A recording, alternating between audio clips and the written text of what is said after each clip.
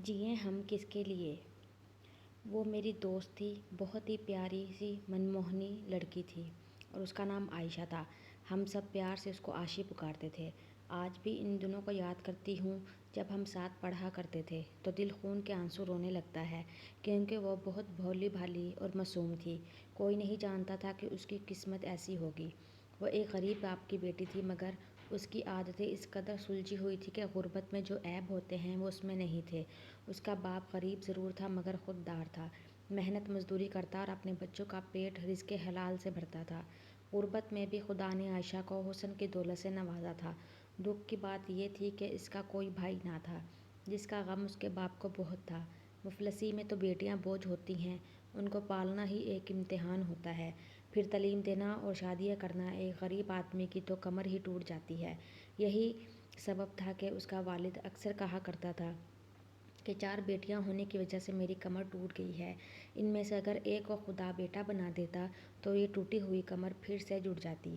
بیٹا نہ ہونے پر اکثر میاں بیوی کی لڑائی بھی ہو جاتی تھی اور دین محمد بیوی کو کہتا تھا، اگر میں کچھ آسودہ حال ہوتا تو یقیناً دوسری شادی کر لیتا بیٹے کی خاطر، مگر اب تو میں دوسری شادی بھی نہیں کر سکتا، کیونکہ مفلسی میں تن ڈھانپنے اور پیٹ بھرنے کے لیے 100 جتن کرنے پڑتے ہیں۔ دوسری بیوی کو کہاں سے کھلاؤں گا؟ اور تجھ کو کوئی اپنی بیٹی کا رشتہ بھلا کیوں دینے لگا؟ پہلے کنبے تو پال لے۔ بس ایسی ہی چیخ جب ان میاں بیوی کے درمیان ہوتی تو عائشہ بہت پریشان ہو جاتی تھی۔ تب وہ اسکول میں آ کر گم سم ہو جاتی۔ میں اسے پوچھتی کیا ہوا ہے؟ اس کی آنکھیں نم ہوتی اور کہتی، مریم دعا کرو کہ خدا مجھے ایک بھائی دے دے، ورنہ امی ابو کی لڑائی یوں ہی ہوتی رہے گی۔ بھائی ہو کہ بہن، کیا فرق پڑتا ہے؟ پڑھے لکھے گھرانوں میں فرق نہیں پڑتا، مگر ہمارے جیسے گھروں میں بیٹے کی اہمیت زیادہ ہوتی ہے، کیونکہ والدین کے لیے بھائی بڑھاپے کا سہارا بنتے ہیں، بہنوں کے لیے بھی محافظ ہوتے ہیں۔ امیر کی بیٹی کی حفاظت دولت سے ہوتی ہے تو غریب کی بیٹی کا تحفظ بھائی کرتے ہیں۔ عائشہ ایسی فلسفیانہ باتیں کرتی کہ میں حیران رہ جاتی۔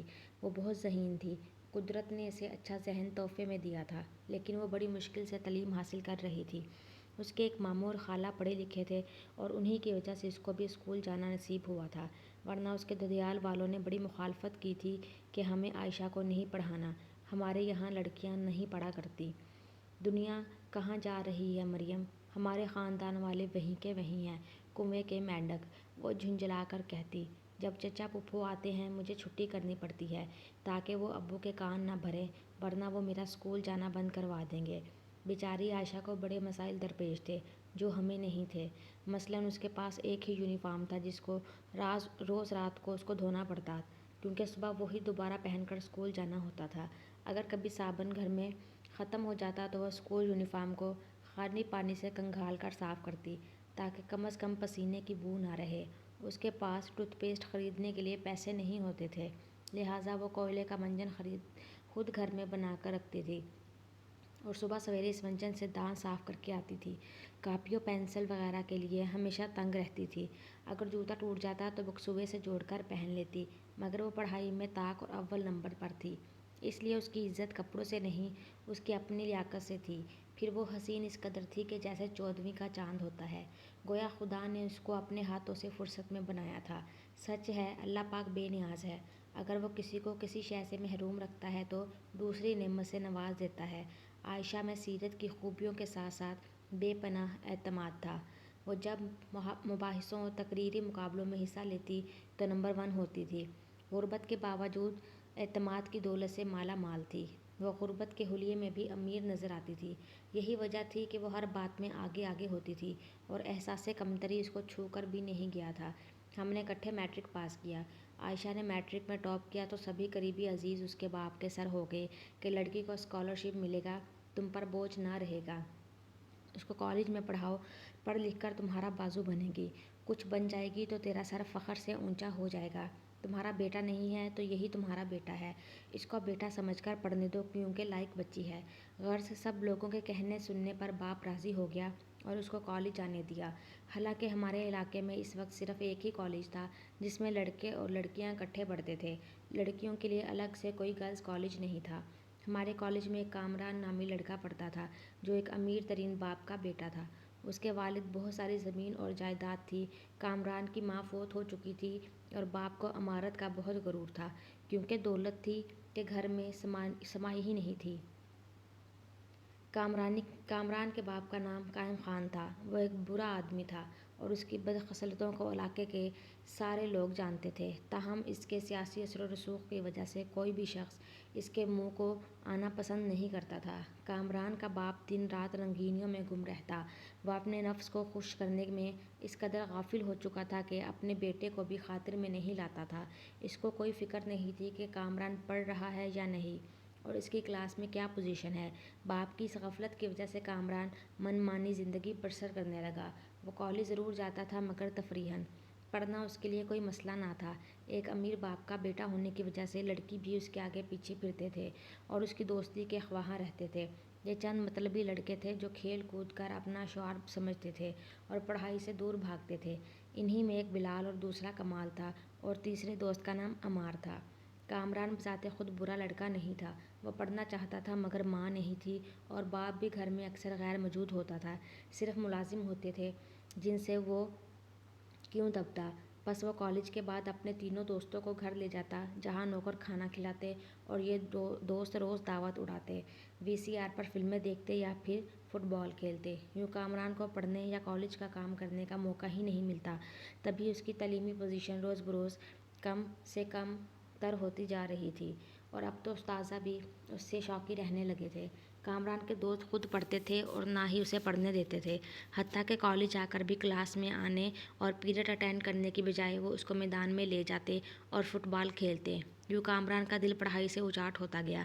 ایک دن کا ذکر ہے کہ میں اور عائشہ کلاس کی طرف جاتے ہوئے گراؤنڈ سے گزر رہے تھے کہ کامران کے دوست نے اتنی زور سے فٹ بال پھینکی کہ بال سیدھی عائشہ کے سر پر لگی۔ اس کو بہت غصہ آیا۔ تب بھی وہ بال لینے آ گئے تو عائشہ نے ان کو ڈانٹا کہ تم لوگ کیا اندھے ہو کہ کچھ نظر نہیں آتا؟ اگر بال آنکھ میں لگ جاتی تو کون ذمہ دار ہوتا؟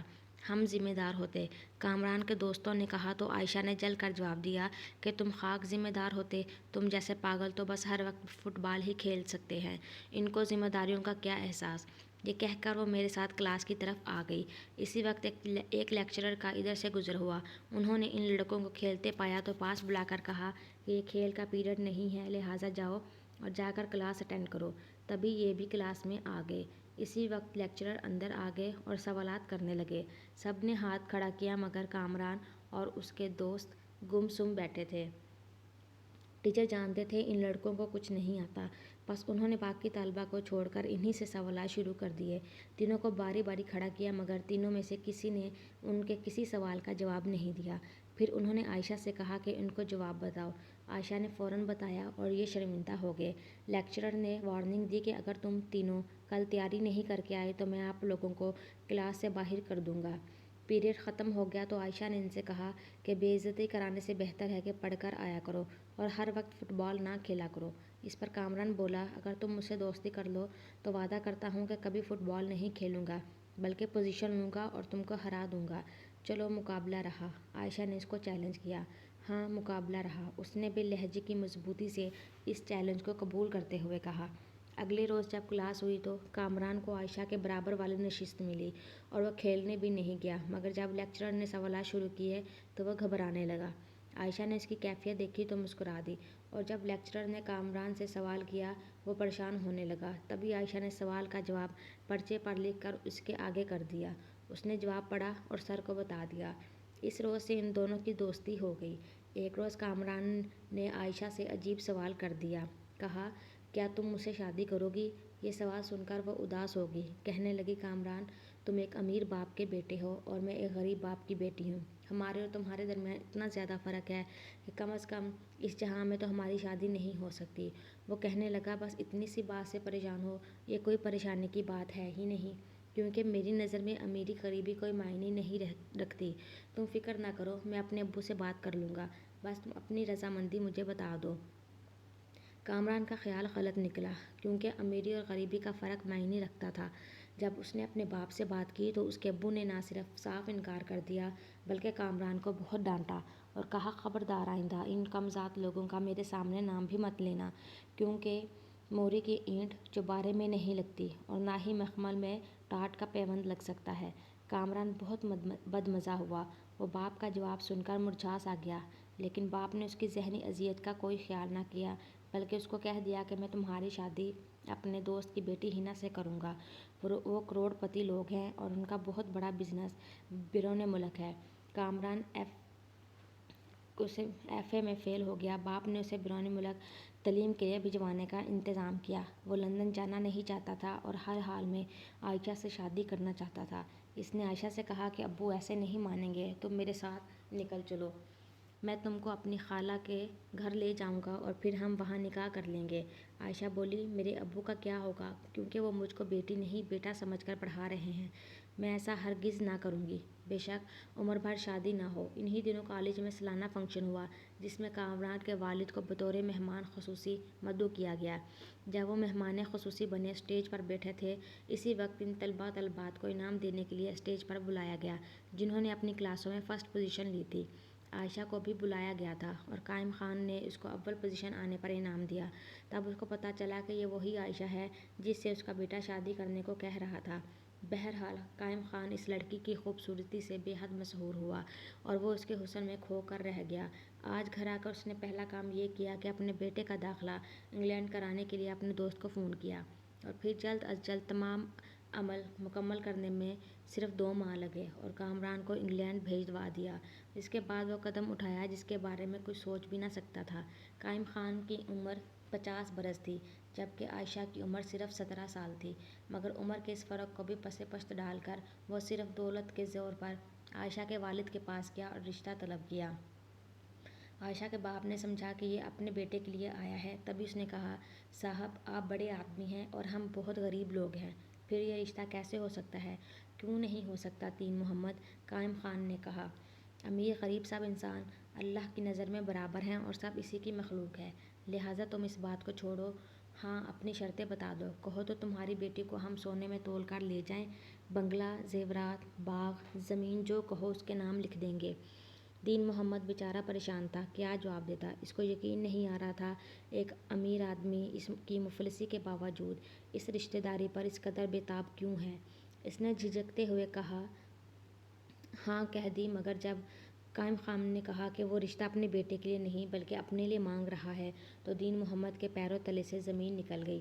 اس کو سوچتے پا کر قائم خان بولا، دیکھو دین محمد، اگر تم کو عزت راز نہیں ہے تو ہم کو بھی ٹیڑھی انگلی سے گھی نکالنا آتا ہے، عزت اور شرافت سے بیٹی کو ہم سے بیاہ دو ورنہ ہم ویسے ہی اٹھوا لیں گے، تم بھی ہاتھ ملتے رہ جاؤ گے، پھر پولیس تمہاری نہیں ہماری سنے گی اور جب رپورٹ لکھوانے تھانے جاؤ گے تو جیل بھی تم ہی کو جانا ہوگا، بولو عزت منظور ہے یا بے عزتی؟ یہ بات اس نے جتنی بے شرمی سے کہی تھی وہ دین محمد کی کھوپڑی میں اچھی طرح آ گئی اور اس نے کہا کہ سوچ کر جواب دوں گا۔ سوچ کر کیا جواب دینا ہے، بس تیاری کرو، 1 ہفتے کے اندر اندر نکاح کر کے بیٹی کو عزت سے رخصت کر دو، یہ ہمارے محلوں کی رانی ہوگی اور اپنی قسمت پر ناز کرے گی، اور تم بھی کہ ہمارے ساتھ تمہاری رشتہ داری تم کو فرش سے آسمان پر پہنچا دے گی۔ اس جہان میں امیر کی جیت اور غریب کی ہار ہوتی ہے۔ دین محمد نے کچھ سوچ کر اس مطالبے سے سمجھوتا کر لیا، کیونکہ اس کی 3 اور بھی بیٹیاں تھیں جن کو عزت سے وہ اچھے گھرانوں میں ہی بیاہنا چاہتا تھا، پھر غربت کو گلے سے لگا کر رکھنے میں فائدہ ہی کیا تھا۔ عائشہ کو کامران نہ بیاہ سکا مگر اس کا باپ بیاہ کر لے گیا اور وہ ایک کروڑ پتی کی بیوی بن گئی، تاہم اس امر کا علم کافی عرصے تک کامران کو نہ ہو سکا۔ 2 سال بعد وہ خود ہی پاکستان آ گیا، کیونکہ اس کو اپنے وطن اور عائشہ دونوں کی بہت یاد ستاتی تھی اور دیار غیر میں بھی چین لینے نہ دیتی تھی۔ وہ بغیر اطلاع آیا تھا۔ جوں ہی وہ گھر میں داخل ہوا اس نے عائشہ کو دیکھا۔ اس کی سمجھ میں جب کچھ نہ آیا تو عائشہ نے یہ کہہ کر اس سے پردہ کر لیا کہ تم گھر سے چلے جاؤ کامران، کیونکہ میں تمہارے والد کے نکاح میں آ چکی ہوں، اب ان کی اجازت کے بغیر تم اس گھر میں مت آنا۔ یہ سن کر کامران کو اس قدر صدمہ ہوا کہ بے ہوش ہوتے ہوتے بچا۔ بہرحال آج اس کو اپنے باپ سے شدید نفرت محسوس ہوئی۔ اس نے ارادہ کر لیا کہ وہ اپنے باپ کو شوٹ کر لے اور پھر عائشہ اور خود کو بھی گولی مار لے۔ اس نے اسی ارادے سے پستول کو لوڈ کیا مگر اس کے اندر کے شریف انسان نے اس کو ایسا قدم اٹھانے سے روک دیا، تاہم دل کا درد ایسا تھا کہ اس سے سہا نہ جاتا تھا۔ تب اس نے باپ کے آنے سے پہلے بیٹھک میں جا کر دروازہ اندر سے بند کر لیا اور اپنی کن پٹی پر پستول رکھ کر گولی چلا دی۔ وہ تو اس جہان سے چلا گیا مگر عائشہ کو عمر بھر کے لیے سسکنے کی خاطر زندہ چھوڑ گیا۔ عائشہ ایک بار مجھے ملی تھی، وہ بہت دکھی تھی، کہتی تھی کاش کامران خود کو مارنے کی بجائے مجھے گولی مار دیتا تو اس کا بڑا احسان ہوتا کہ آج میرے دکھ تو ختم ہو جاتے۔